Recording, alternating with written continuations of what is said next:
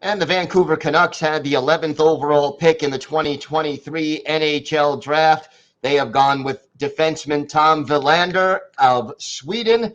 Gil Martin here alongside our prospects expert, Hadi Kalakeche.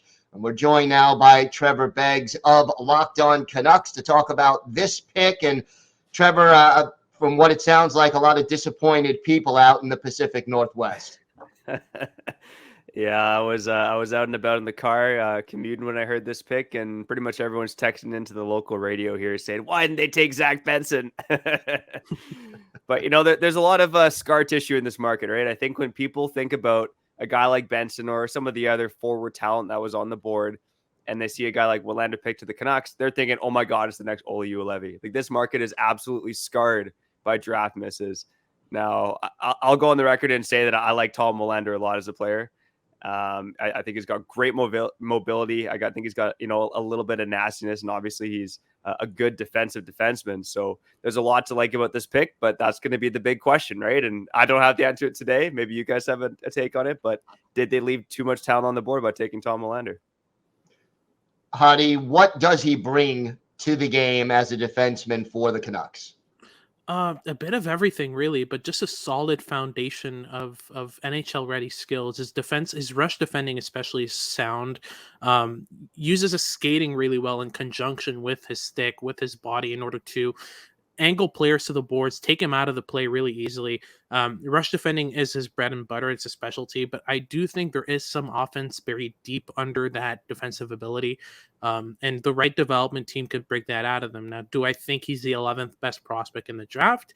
Not at all. I had Zach Benson 5th overall, and he slipped out. But at the end of the day, if you're looking for a defenseman, there aren't many as sound, as dependable, as reliable, and as fluid as Tom Willander is at this pick. Trevor, you talked about the possibility of leaving some talent on the board. They've addressed defense. Where do the Canucks look next as they try to get back into playoff form? Yeah, I think as the draft goes on here, the Canucks have one of the shallowest prospect pools in the league. So, even with this pick, and again, I said it off the top, I like Tom Willander quite a lot as a player. I think he brings an element that the Canucks desperately lack, but they lack a lot in their prospect pool. Hadi, I'm not sure where you'd have the Canucks if you were ranking their prospect pool, but I think it's probably unanimous that it's a bottom 10 prospect pool in the league. Like, there's just not a lot of talent. Yeah.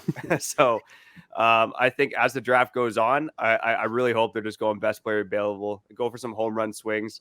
Personally, and I talked about it on Locked On Canucks this week, I would have loved to have seen them trade down in this draft somewhere into the late teens, because I think there's just a lot of good players in this top 20 of this draft. So unfortunately, that's not what happened. And, trading down is always easier in theory than it is in actuality. But yeah, we'll see. I think from here on out, it's got to be best player available. I'd bet, though, that if they did trade down anywhere past 15, Villander's gone. That's for sure. So I think and for me, that's fine. But it obviously wasn't fine for the Canucks. Well, never a dull moment in Vancouver. For more on this selection and all the other Canucks moves around the draft and free agency, tune into Locked On Canucks for free on your favorite podcast app and on YouTube. It's all part of the Locked On Podcast Network, your team every day.